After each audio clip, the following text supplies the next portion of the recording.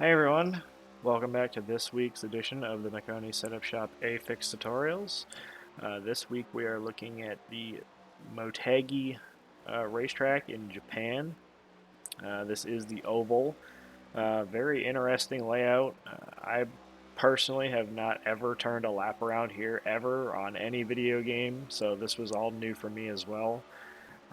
So hopefully we can show you guys a little bit of the basics to get around this racetrack. So strap in and let's get to it.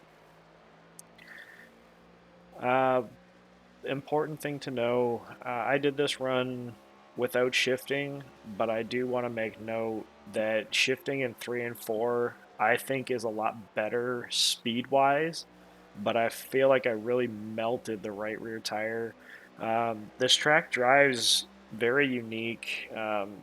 You really don't want to have a lot of wheel input coming off the corners because you're putting a lot of heat in the tires. The way the transition is, like these are really sweeping corners. I feel like 1 and 2 especially is really wide and sweeping, where 3 and 4 is kind of like a Darlington or a Gateway, where it's like really pinched off. You find yourself you're putting a lot of wheel into it. Well, if you catch the transition wrong from the banking to the straightaway and you've got a lot of wheel in it, this car gets loose in a hurry, and it's tricky to prepare for that. Um, so hopefully, when you guys are doing your races or your runs, trying to keep your wheel straight. Let the car drive across the racetrack. Don't try to force it down on the exit of 4. Let it drift itself over to the wall. Just try to keep the wheel as straight as possible. For 1 and 2, you'll notice I'm not using any brakes. In the race with dirty air, you might have to use it a little bit, but this corner is so long and sweeping that the car can slow itself down naturally. You really don't need the brakes. Um, 3 and 4 is a much different story. You want to back that corner up a lot. As you can see here, I overdrove 3 and 4, and it didn't look like it was much, but it would not turn at all. I ended up downshifting into third gear right there. You can do that.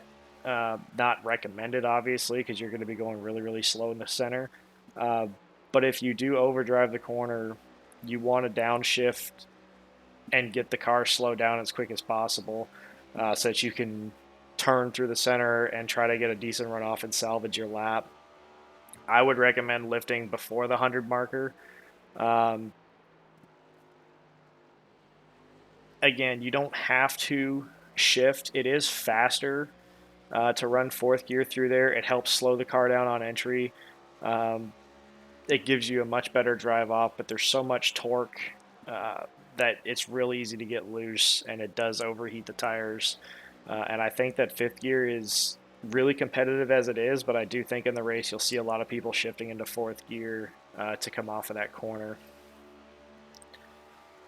A couple other things. The second lane, if you want to call it that around here, as you can see on the screen, just right of the right side of the car, that seam, that second lane, there's quite a bit of grip there.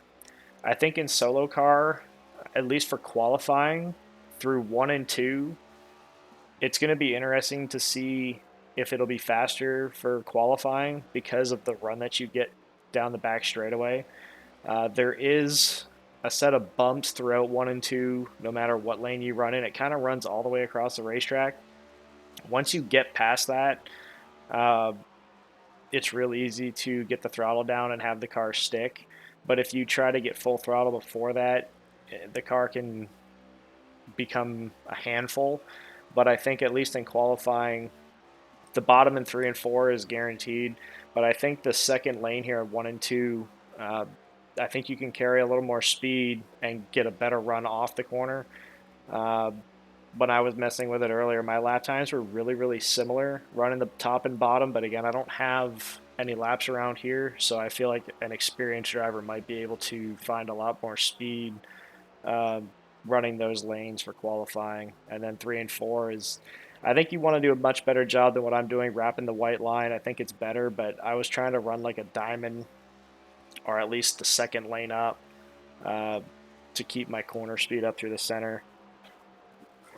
I do think wrapping the white line around the racetrack is probably the best way to go in race. But once you're in traffic, it's wherever the grip is and wherever you think you can make your passes is where you're gonna want to be.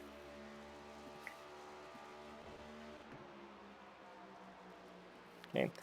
After this lap, I'm gonna switch over to the in car and I'll back up a couple laps for you guys to see or get a few laps from the in car perspective.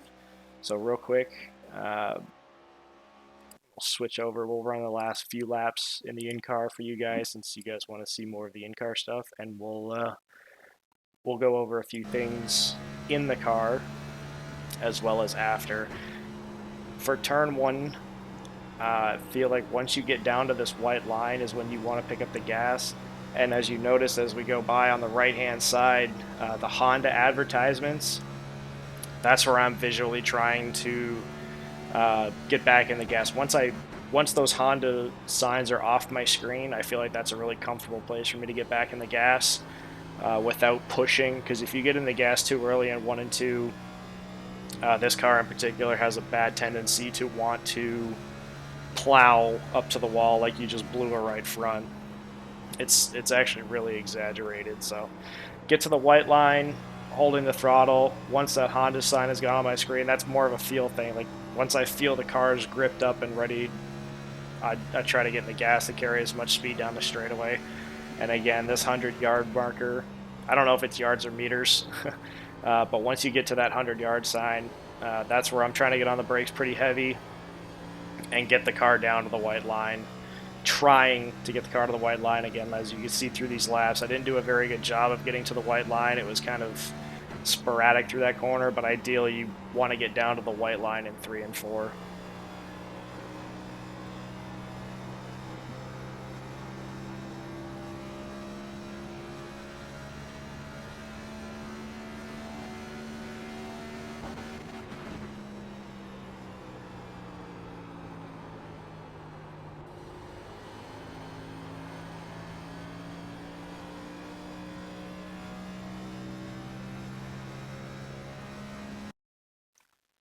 Okay, guys. A couple things to note again. Turn 1 and 2 don't really need any brakes.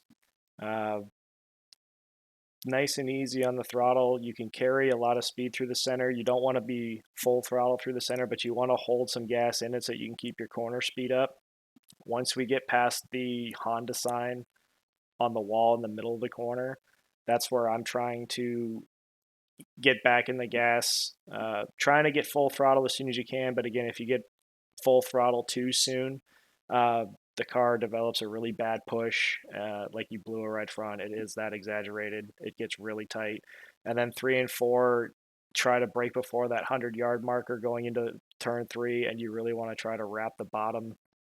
If you do overshoot the corner in turn 3, if you're on the brakes, downshift, do what you have to do to get the car to stop because you want to keep your momentum or try to make as much speed coming off the corner as you can so that you don't completely throw away the lap.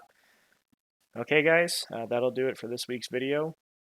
If you have any questions, comments, or concerns, something that I didn't cover that you want clarification on, please leave a comment down below. Again, I've never turned any laps around here, so this is all new for me too. I just hope it helps. If you haven't already, hit that subscribe button and ring the notification bell so you can see these videos every Monday when Maconi posts them. Best of luck this week, and we will see you out on the track.